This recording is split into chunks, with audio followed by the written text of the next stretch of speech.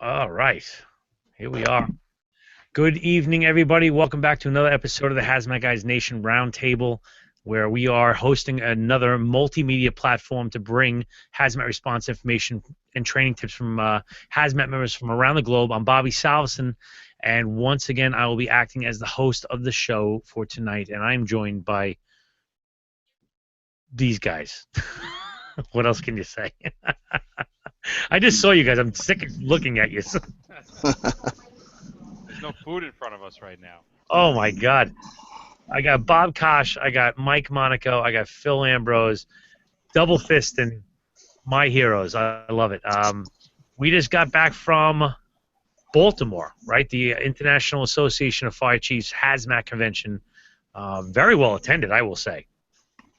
Absolutely. I got to say kudos to Chris Hawley and the gang for putting on quite the demonstration there. It was a very nice. I got to say, it was the city. I've been personally going there for almost 25 years, going to the Firehouse Expo in July, to when it was there, which it recently stopped. And I love Baltimore, and I got to say I was not disappointed once again. Great time, great time. That was my first time to the conference, and I have to say it was pretty impressive. A lot of stuff going on. Yeah. They had these two really dynamic speakers there. Yes, and then there was us. You guys did an outstanding job, the both of yous. It was luckily they did mine in the closet, so it looked great. Awesome. Yeah, first time doing something like that. It was very interesting. I had a very good time. Nervous as all hell be getting up there, but Yeah, right. Yeah. So. Oh, you guys were both like pros. yeah, we fake it pretty good. Yeah, it came out pretty good, and we met up with a couple of guys afterwards. Luckily, a lot of our friends came out of the woodwork from the show, the round table and everything like that, and we went over to a bar that I think Jason Kerr got us over to, was the Peter's Poorhouse. Peter's Poorhouse. That's what it was. And what a great time we had over there, right? Yeah, we had an awesome time. Did you send that picture over, Phil? Okay, he's working on it. Looks like he's giving me hand. Either that or he's telling me to steal third. So Go. I'm working on it. I'm staying on mute, so I'm working on it. And yes, steal third. Take the base. I'm gonna read a what looks like a private message just to me, but I just got a note from Rachel, who I don't know who that is. Just a friendly little note. I'm not liking you at all of the Hazmat Roundtable currently. My husband and I just sat down for the first time alone since before he left for Baltimore, and guess what? He just tuned into you guys. Are you guys kidding me? That's from Muncie. That's one of Jason's guys. Oh, Yeah. right. Yeah. Well, we're making new friends every day. Great times. Do we know if she got the bear? Is that the one? That's the bear. That's the That's bear. the bear. That's the bear. That's the bear. All right. Well, we love. That's our forget about the bear. That's our baby. That is our baby.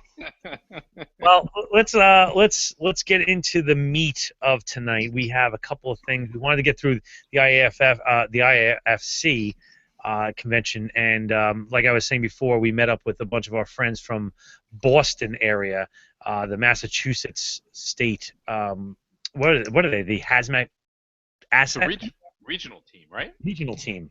Great guys, and they actually extended out an invitation for me to Mike to speak at the Massachusetts convention, which we literally just submitted to an hour ago, and I hope it works out because we're going to put on one of the ones we're going to put on is a very unorthodox class. I'm actually very excited about this one.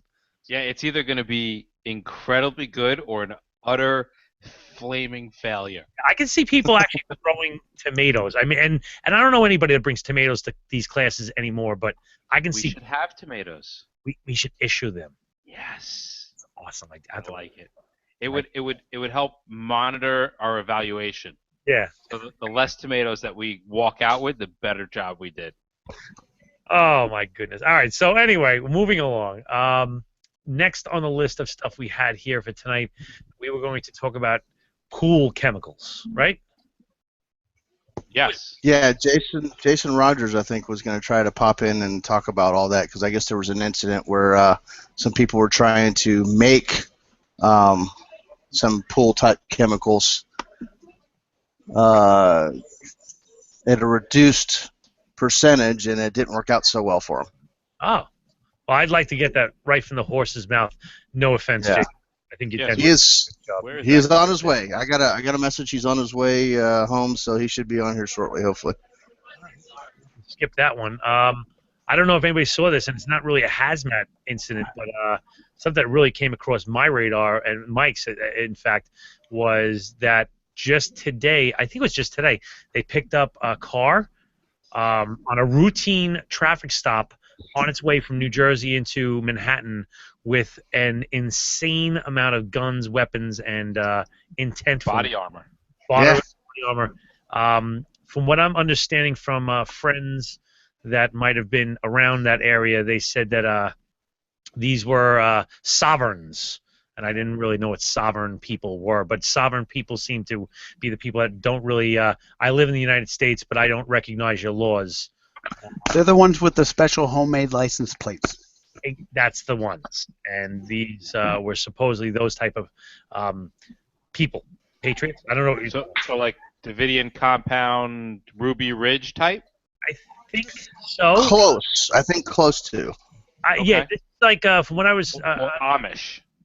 no, No, not Amish. more of That like, would be a reason for being pulled over if you're clippity clopping your way through the tunnel. more like Somebody's going to pull you over. like that kind of stuff. McVeigh, an anarchist type operation. Yeah, they go over them pretty good in any of the TLO classes, but the cops look for the fake. They make their own license plate because they don't recognize our government or something to that effect.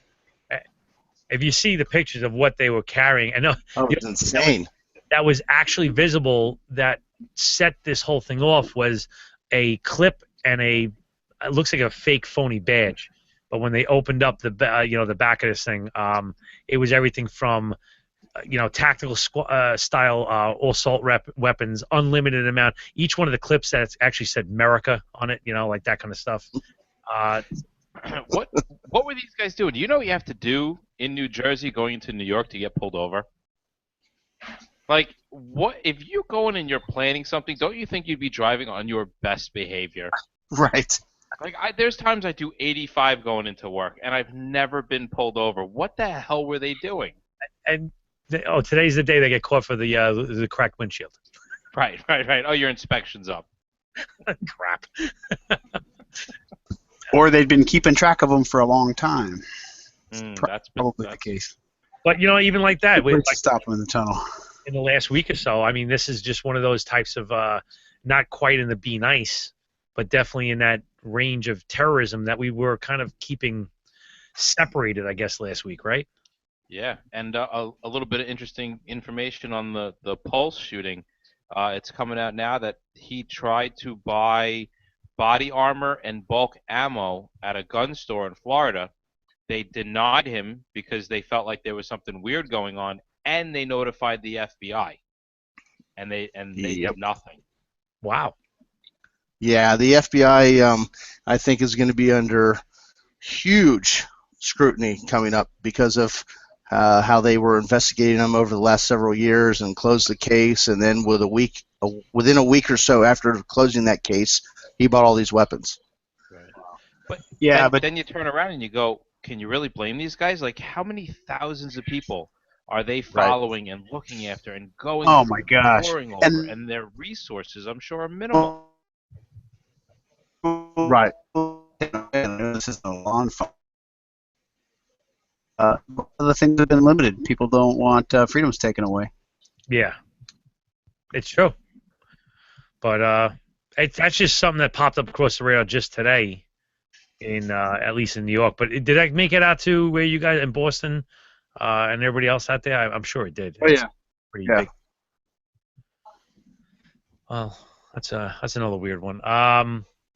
What else was in the news? There was a tanker car crash. It looked like CO, right? A Yeah, CO2 CO2. tanker car crashed, and the whole thing lit on fire. I guess it didn't breach the tank. You'd think that would put it out, but It was CO2. Yeah, I thought it was CO2. it was CO2. Jason put it up on Haz Mat Nation, and there's some, Loud Labs had some good video. Loud Labs, at least in Southern California, gets a lot of the greatest fire footage. But I haven't been home, and it's probably off the radar anyhow because we've got like 3 or 4 big brush fires going on back at home. But yeah, when I get back in a couple days, I'd like to find out more information on that one. Isn't CO2 non-flammable? Yeah, I think what ended up happening was the guy hit the vehicle so hard that it was the fuel tanks and the diesel tanks ruptured and caught on fire, not the actual product itself. Oh, I see. Interesting. Oh, okay. So all right. So it wasn't the P. Okay, I get it now. That makes sense. So what I'm stepping. Wait a second. Hold on a second. I might not know anything, but that's interesting. What else? Help me out here. Not much. I'm recovering from the weekend still. Yeah. So I tell you what. Let's go back to the IAFC real quick and another real quick recap because Jason says he's in. So I think it means he's about to either jump in the pool, jump in the bathroom, or maybe jump on the show. I'm not really sure what he's in means, but. Yeah, so you guys, we were doing a booth for HazSim, did a boatload of demos. You guys were doing your classes, and for those who didn't get a chance to attend, Mike did one on oxidizers, which was outstanding, and then Bobby did, basically like what he's doing now. How do you get information out to people, and all the different ways that we can expand on with the new generation, the learning, which is kind of what we're all doing here. Actually, I got quite a few different people that came up to me and they wanted like more information about it because, it's a different way of bringing out the, it's very hard to bring people to your presentations, but it's very easy to publish a presentation for multiple people to get. Right. So, I see. Yeah, because you put out an incredible video on YouTube going literally step by step on how to do the things that you do, right? Was it too much? Was it too granular? No, I'm sorry. Exactly. I thought it might have been too granular. Like I went really into the weeds on that stuff. No, I thought it could have used a little bit more step by step. Really? Yeah. How it's done. Well, and it was great. Remember when PowerPoint came out, which then people started, doing the flying in airplane, and they started going over PowerPoint, and then it settled down a little bit. But you still go to classes, and people have a slide full of garbage that you can't see, and audio that's not good. So I thought it was good, and I thought even more basic stuff because PowerPoint should be all-inclusive yet basic. There he is. Look at that haircut. I actually Did you lose a bet with your hairdresser or what? Yes, they're dead. So I was at the funeral. I am. Look at that. There's a picture. Put that up there. There you go. Look at that gang. Very nice. Can I zoom in on that? Can I zoom? I don't know if I can do that. Phil, did you get the other one with everybody sitting around drinking? Sure did. Send him to Bob. Oh boy. Awesome. All right, how do I stop that? All right, there you go. Yeah, keep that thing up there. Yeah, it's better than my. Look at this. Yeah, can you remove that? Throw the picture back up there.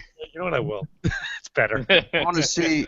I'm gonna do some shout outs because I know that guy. Look at these. Mike Kimura from Boston. I don't remember his name, but he was a really cool guy. The other guy from Boston that's standing right next to him.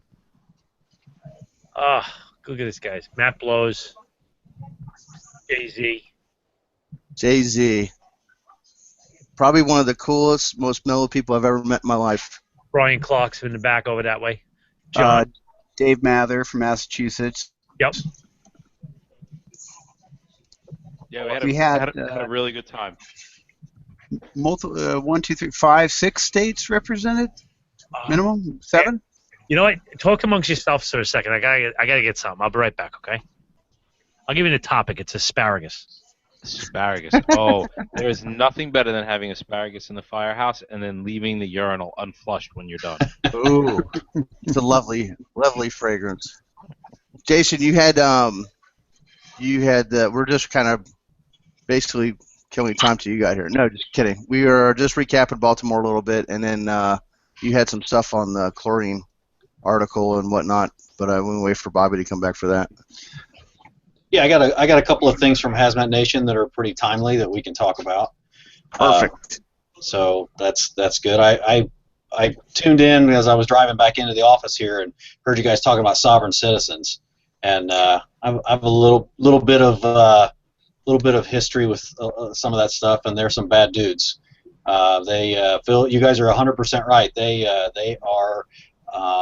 They secede from the United States, and they feel like they have their own rules, and they are usually heavily armed, and they are into warfare, kind of like the citizen soldiers, what they consider themselves, and all that sort of stuff. So, yeah, they're usually up to no good, is what the fusion centers are watching. How does one join something like that? You know, honestly, and it's funny you say that, but they go a lot of gun shows. It's kind of the black market of groups. You know, the patriot groups and all that sort of stuff. They had, and this has been maybe a year or two ago. It's real big in Michigan. It's not so big here as far south as we are, but definitely kind of the northern states. It hits it up pretty hard, and they have like come meet us and see how great we are type of deals at hotels sometimes. We saw some advertising and worked with some local law enforcement on that stuff. So yeah, it's there's some kooks out there, man. Nice. Now, do they have any kind of history other than guns, like explosives, biological, anything along those lines? Yeah. So they, you know, some of them obviously get disenchanted with the government, and after you know, being in the military and that sort of stuff, and they have some expertise, or they reach out and get that kind of expertise from disenchanted people. But if you Google sovereign citizens and check out YouTube, there are several shootouts with law enforcement, and I mean, they've killed a lot of police officers over the years, and a lot of it's on video, so it's really gnarly stuff. And just go ahead, Phil. When you Google them, try doing it from the fire station. That might be better. Borrow Phil's phone. And you know, some of the things they do too that it's not really out there too much is they also collect all kinds of fuel because they want to make sure that they have enough for, you know, the end of the world or whatnot. But they also keep it in drums that could then become a problem for us as responders if they turn them into, you know, Molotov cocktails or, you know, whatever. So yeah, you're absolutely right. They're kind of the epitome of the prepper, and not just fuel, not just diesel, not just gas, but I mean they'll store anything and everything in poly drums and 55-gallon drums. So yeah, there's a lot of, on the law enforcement side, there's a whole lot of information out there for that. So if you're not familiar with it, and they pretty much stick to rural areas, so you jokers are out, man. That's my problem.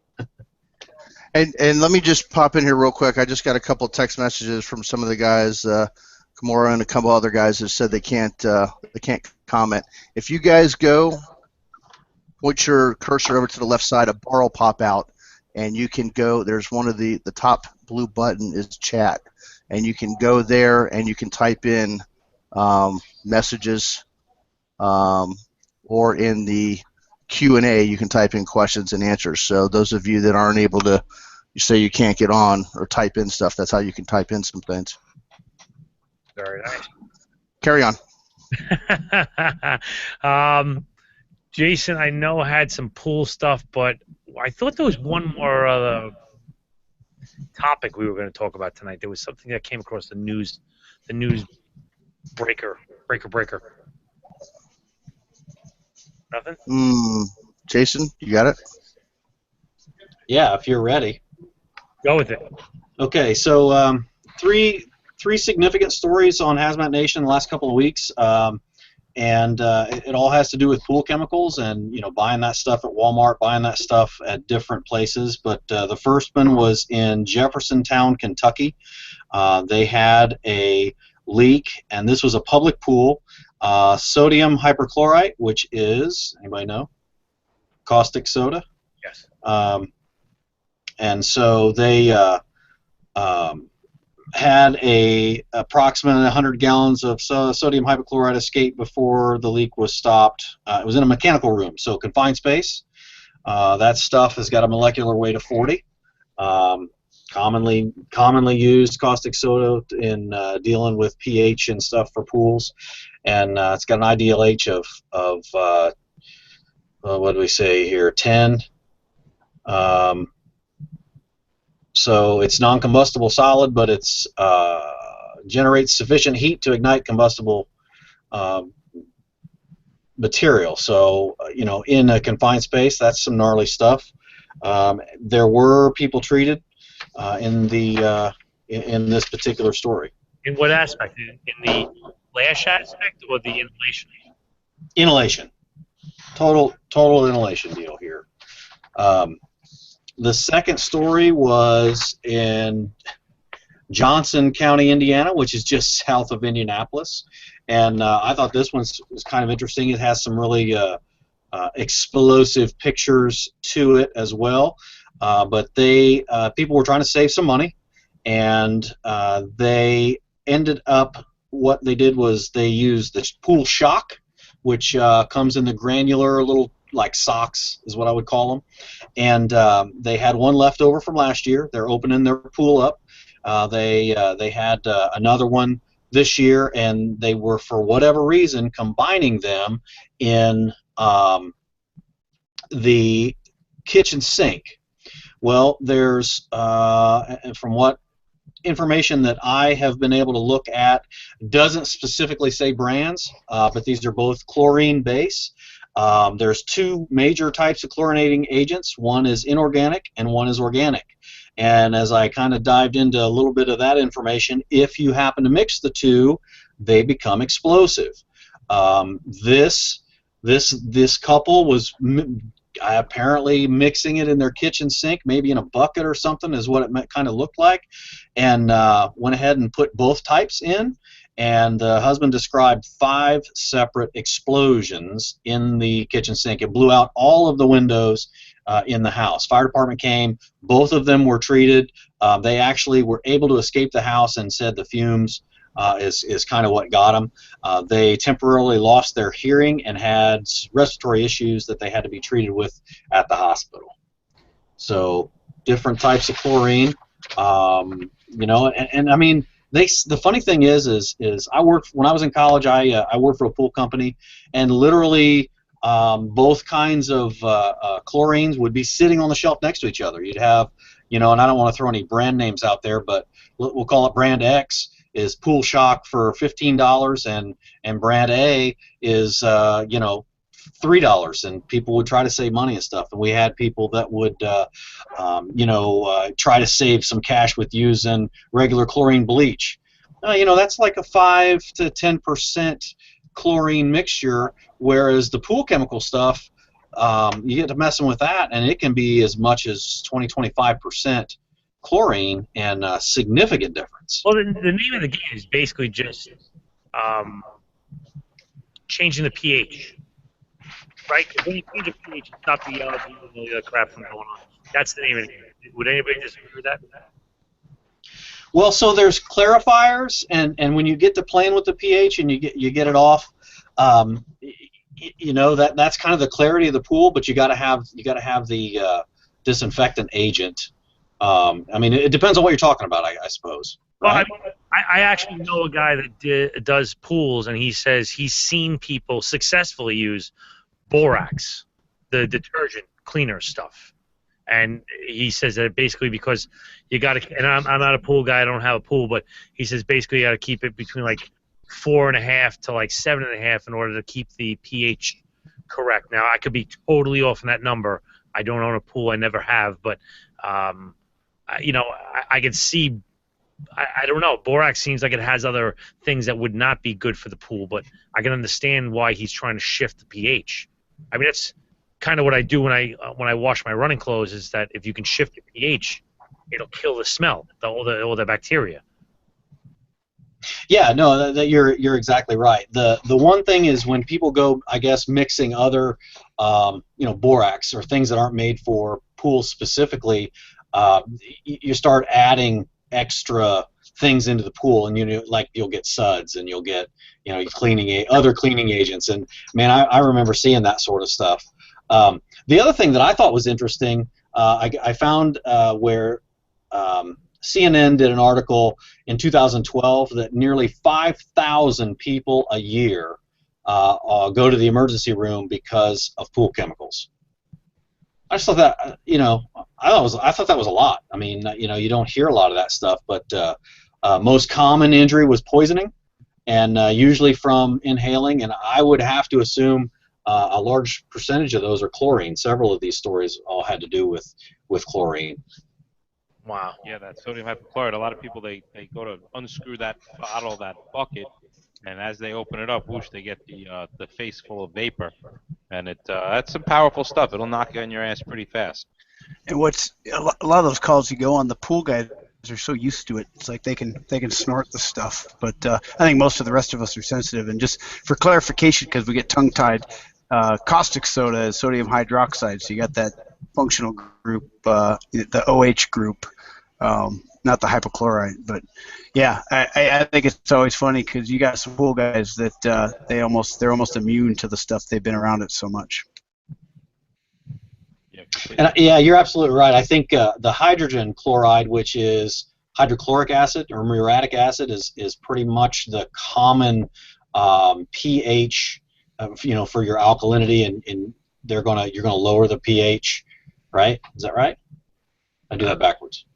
I'm not sure what the chemical they use to lower the pH, but if you're going to bring it down, you're going to use an acid. If you're going to bring it up, you're going to use a So it's hydrogen chloride sold as muriatic acid. And it's gnarly stuff. I mean, that's what we would do is dilute it a little bit at a time in like a 5-gallon bucket. In 3 gallons of water, you'd put a little bit in to dilute it, and then cast it out over the pool. So I know that just taking the lid off those, you get that blasted in your face, man. That's some horrific stuff. And that is, I believe, the same chemical that we had the well incident with the 2 plumbers and the 2 firefighters a couple of years ago. And they poured literally in like a 4x6 area, probably 8 feet deep, poured like 3 gallons. And so, I mean, it's 50 parts per million is IDLH, and that had to have been. I mean, the ceiling is for the PEL for OSHA. The ceiling's 5 parts per million, so it doesn't take much. No, and it's heavy stuff. Definitely, sits low.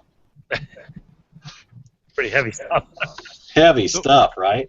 So, has anyone responded to these pool chemicals? We get them sometimes, although we don't have a ton of pools in the city. Out in the valleys, we got them a lot. People would have a open container of the sodium hypochlorite, get water in it, it would start to react, start to smoke, and they would call the fire department, and quite often the first responders didn't have a clue what to do with this almost burning bucket. Was anyone experienced anything along those lines? I honestly haven't. I can honestly say I don't think I remember hearing. I remember hearing about one. I think Berna had one in the Waldorf Astoria where it had a high con chlorine, and the guy opened the lid and was put back, and they had it was a level A job. They had to go inside with that one. We've only had, the mom and pop pool companies that are driving around. We had a couple of people that had a 5-gallon bucket that mixed in the back of a pickup truck. And actually the guys, when it got dispatched as a car fire, and when the guys pulled up, they had the back of this pickup truck burning, which, for Haz Mat Guys, we're already thinking stuff, along those lines because it's not labeled, mom and pop pool company, obviously. But what typically is in the bed of a truck that's going to burn? It's not the fuel from the truck. It's obviously something they're carrying. When the guys pulled up, they were actually probably 5 feet from their apparatus before they started coughing and choking because they were pulling the line, getting things ready to go, and before they went on air, then they were going to get ready. But it ended up being some of the chemicals mixing in the back of the truck, heated up the bed liner, the Rhino liner or whatever it is they use, and everything in the back of the truck was burning. It was the oxidizers. It was the oxidizers mixing with the muriatic acid and the cardboard boxes that the muriatic acid was sitting in. It was actually what was really burning, and then it melted the bottles, and then you had a nice big concoction of garbage. But we had 2 guys that almost had to go to the hospital because of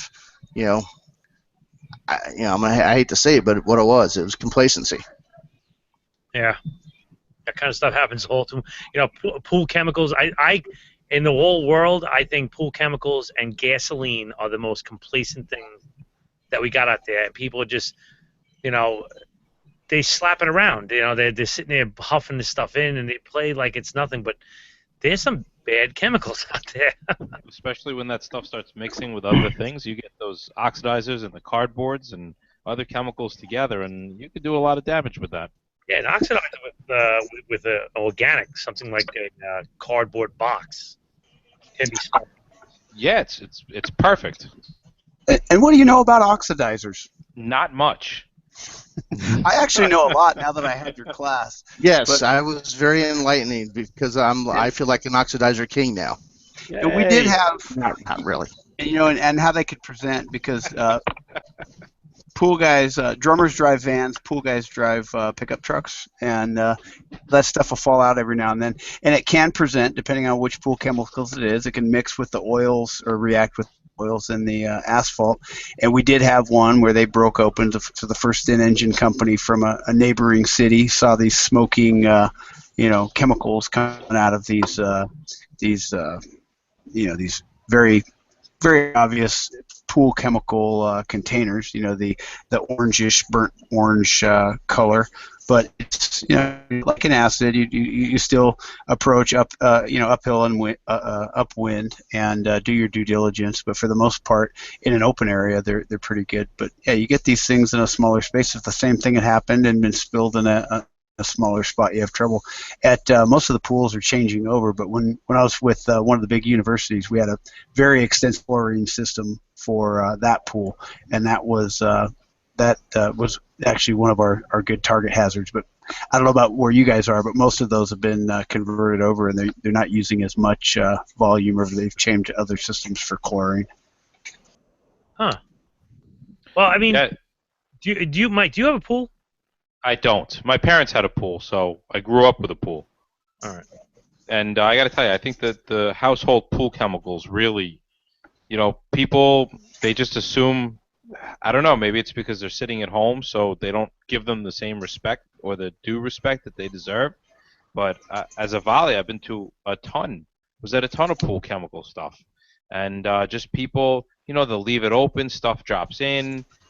Oils in the shed, it mixes. In the garage, it mixes. They're storing the gasoline next to the chlorine, and before you know it, their shed is just ash.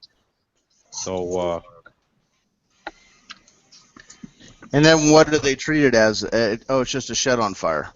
Yeah, it's just a shed on fire, and of course you're Well. outside, so nobody's masked up. And if somebody is quick thinking enough to take a bucket of the pool chemical that's on fire and then just put it in the pool where it belongs, then the whole situation can be over really fast.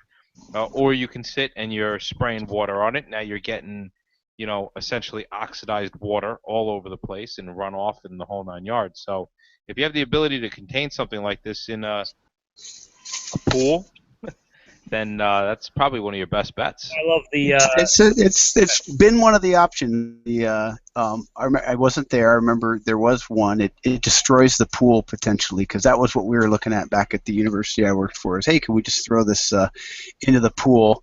it's an option. And if you do have a pool with that kind of stuff and you're training in level A, get in the pool with your level A. Wait for the summertime when it's busy. But my recommendation, we've had firefighters on hillside homes that, the smoke conditions on the Charlie side are bad and they fall in a pool. So if you're gonna respond to a pool, the chief might think you're just goofing off, but get in the pool with your level A and see what it's like. Because if you're going to respond there in it, you might fall in. So add that to your training. And I would do it in July. Can we just touch on the mitigation of these pool chemicals? I see, I'm not going to say all too often, but it's definitely one of the first things that commanding officers, whether they be gold or whatnot, say, hey, let's dilute this out. Let's do a neutralization, right? Is that one of the first things they always say? Let's neutralize this pool acid, right? Because or whatever it might be, NaOH or whatever it might be, because that's a base, and they always want to go the other way. But that whole thing gets very messy and very large very quickly, right? Oh yeah. Oh, I got a bug in here or something. I got a bird. Holy cow! Just that have draw. I think Maverick was buzzing the tower. No, but when you what is it? Every click of the pH, you're adding a 0 to the gallons you need, right? Is that basically? Yeah. So Yeah.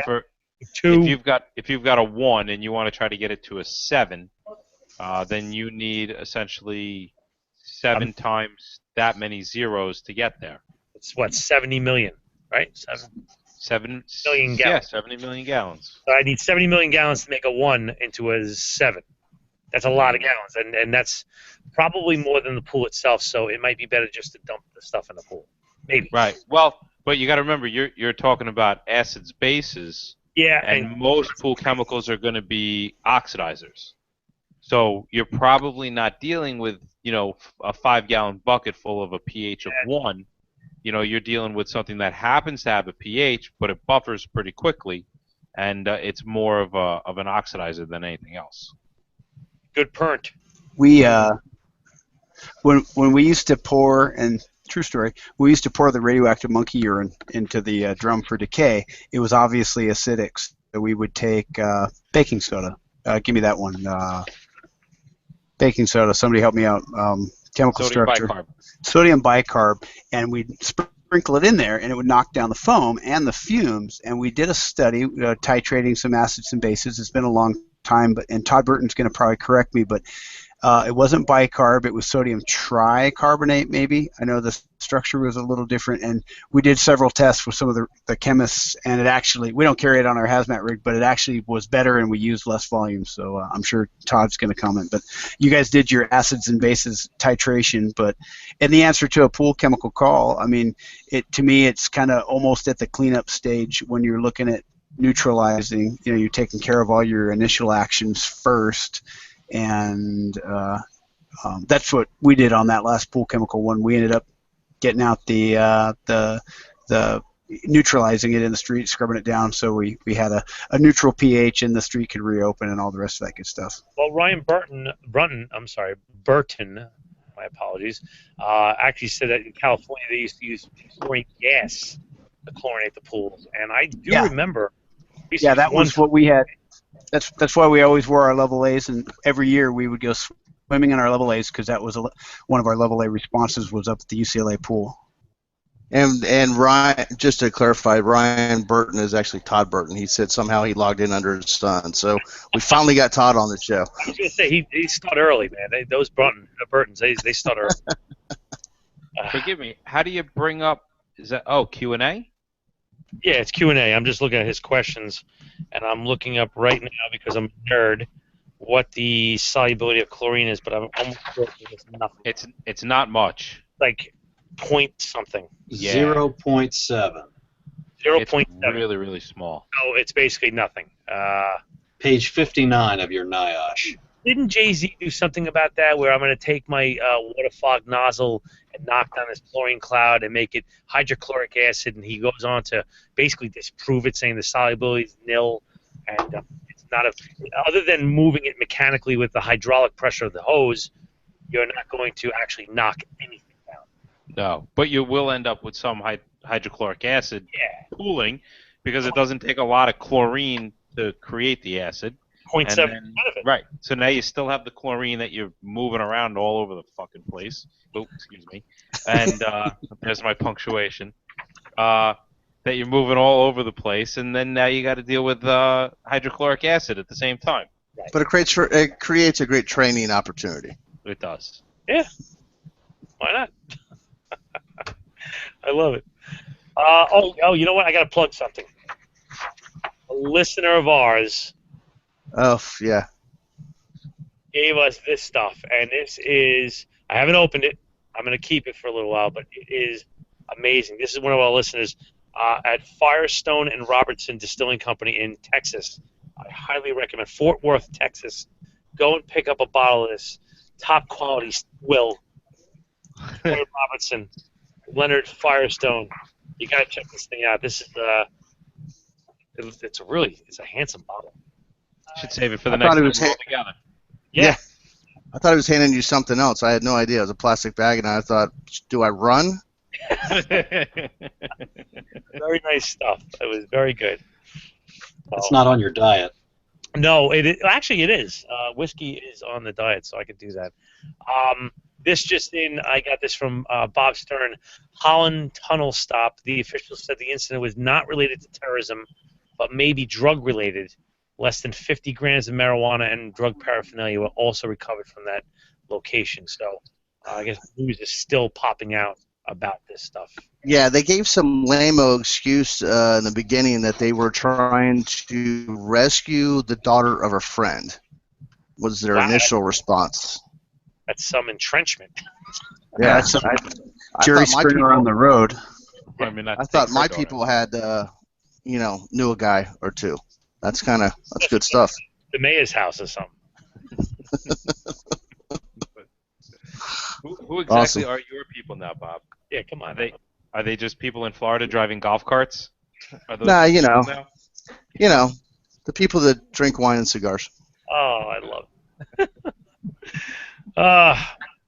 What else we got? Do we have anything else? Are we wrapping this up? I got a whole list of shout-outs, so once we wrap it Shout it up, out. at least 10 minutes. All right, then let me wrap it up from the end. Well, you know what? Let's just go around the table. Bob, I know you're about 35 feet from Phil and probably 12 feet from the bar, but Yeah, maybe 10 feet from the bar. where can we find you? What are you about? What's going on with you? All right, so I'm Bob Kosciuszko, Hazmat Lieutenant Orlando. You can find me at hazsim.com, hazmatnation.com, or on Twitter at HZMTLT.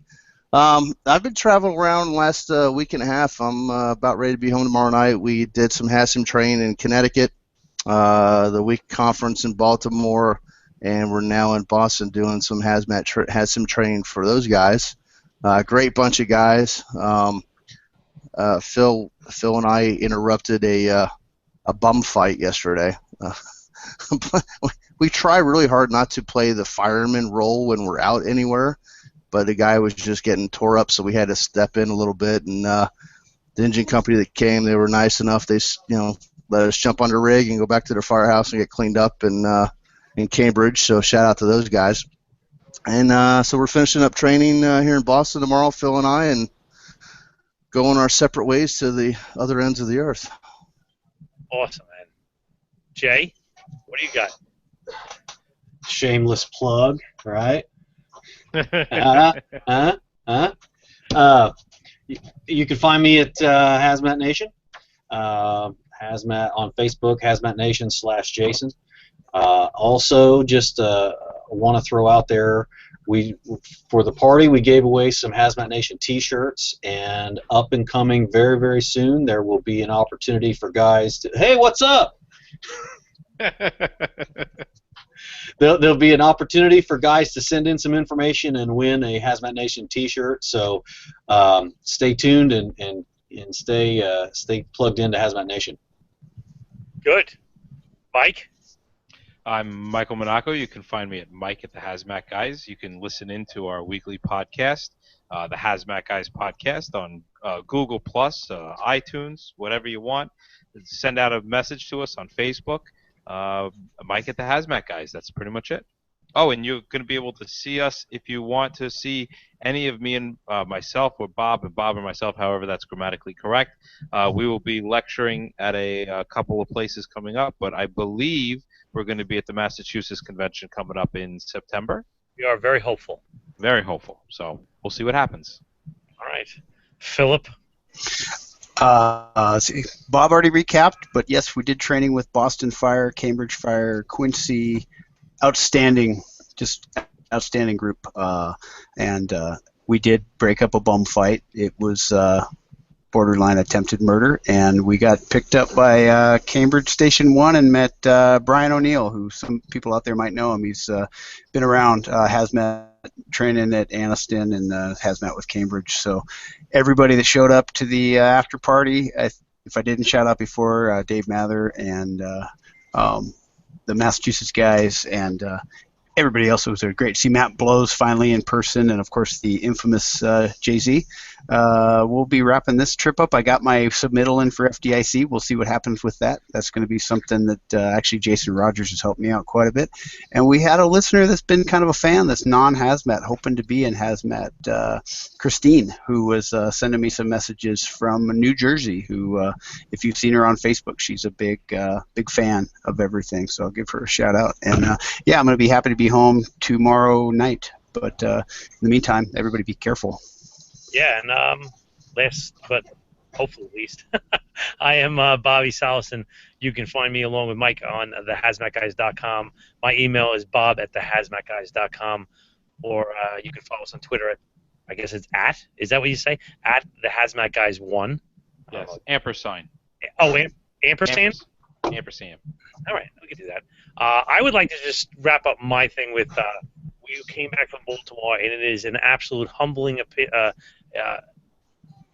experience to go out and meet not only the people that listen to the show and listen to our podcast, but guys that we read their books. I had the opportunity to talk to national people like Rick Emery.